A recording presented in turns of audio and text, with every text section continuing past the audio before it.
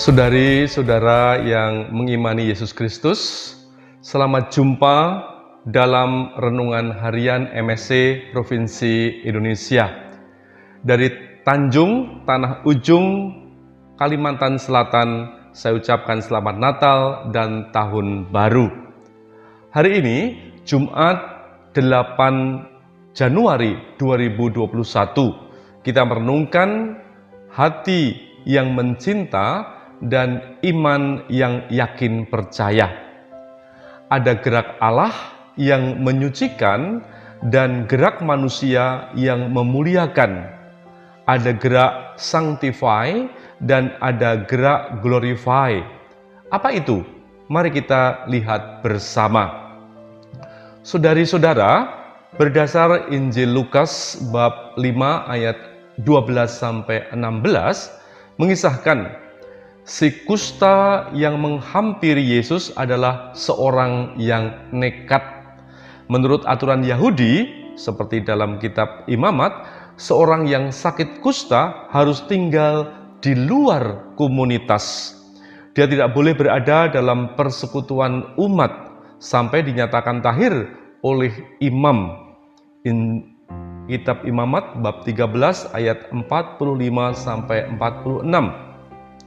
Dia harus membunyikan bunyi-bunyian dan berteriak najis, najis, agar tidak ada orang yang mendekatinya. Namun orang ini malah menghampiri Yesus di kota. Nah, apa yang dibuat?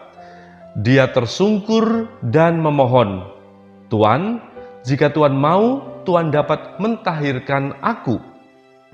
Lalu Yesus mengulurkan tangannya dan menjamah orang itu dan berkata, "Aku mau, jadilah engkau tahir." Seketika itu juga lenyaplah penyakit kustanya. Saudari-saudara, kita belajar di sini Allah yang baik hati nampak nyata dalam diri Yesus yang mau menyembuhkan orang kusta itu. Hati Yesus tergerak oleh belas kasihan kepada orang yang sakit kusta, yang mempunyai luka badaniah, tetapi terlebih luka secara sosial.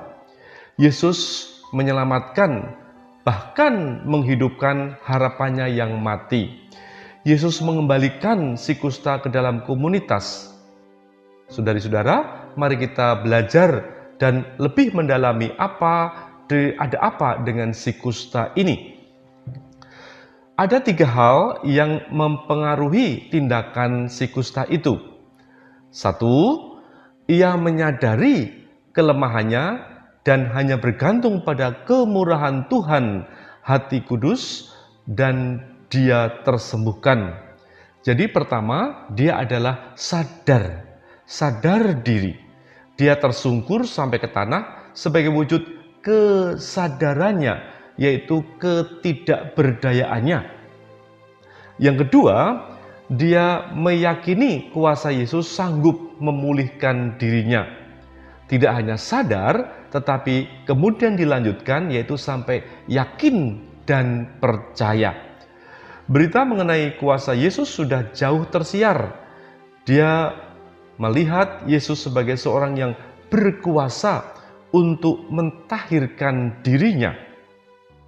Dan yang ketiga, dia bersatu dengan komunitas dan tidak terasing, bersatu, dipulihkan, disembuhkan secara sosial. Artinya, kusta yang menutupi tubuhnya harus benar-benar bersih dan dia boleh masuk dalam komunitas. Nah, kenekatannya ini membuahkan hasil, yaitu Yesus memenuhi permintaannya. Ketika Yesus menjamahnya, kustanya segera menghilang. Sentuhan tidak menajiskan Yesus, sebaliknya memulihkan orang kusta itu. Disinilah nampak jelas betapa kuat kuasa Yesus yang sangat besar, sehingga dia tidak ternajiskan, justru dia menyembuhkan si kusta. Dan komunitas Yahudi boleh menerima orang yang tadinya terasingkan itu. Dan Yesus menyuruh orang itu melakukan amanat aturan imamat untuk pentahirannya. Saudari-saudara, tampaknya si nekat ini, yaitu si kusta yang nekat ini, tak sabar menceritakan mukjizat dan kemurahan Yesus yang dialaminya. Si kusta memuliakan Tuhan. Inilah gerak glorify setelah ia menerima penyucian, yaitu sanctify dari Tuhan sendiri. Iman macam apa yang diharapkan Yesus? Santo Yohanes membantu kita lewat bacaan pertama hari ini. 1 Yohanes 5 ayat 9, kita menerima kesaksian manusia, tetapi kesaksian Allah lebih kuat. Sebab demikianlah kesaksian yang diberikan Allah tentang anaknya. Barang siapa percaya kepada anak Allah, ia mempunyai kesaksian itu di dalam dirinya. Barang siapa tidak percaya kepada Allah, ia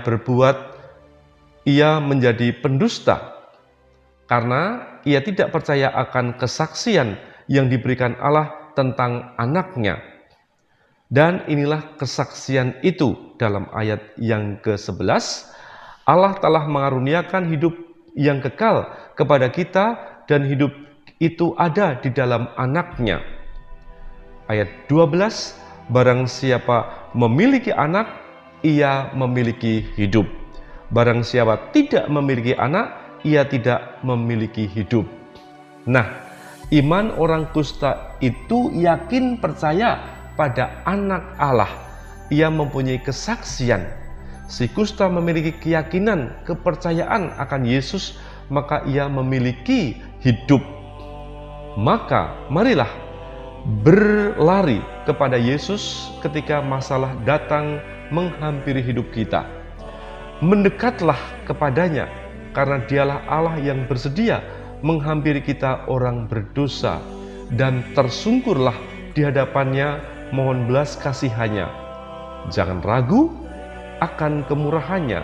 Ia adalah Allah yang Maha Pemurah. Ia selalu bersedia menjamah dan memulihkan hidup kita.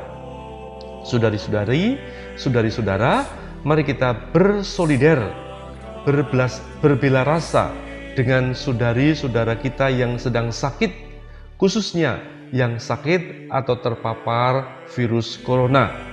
Kita mohon berkat, daya kekuatan, tidak melemah dalam derita ini.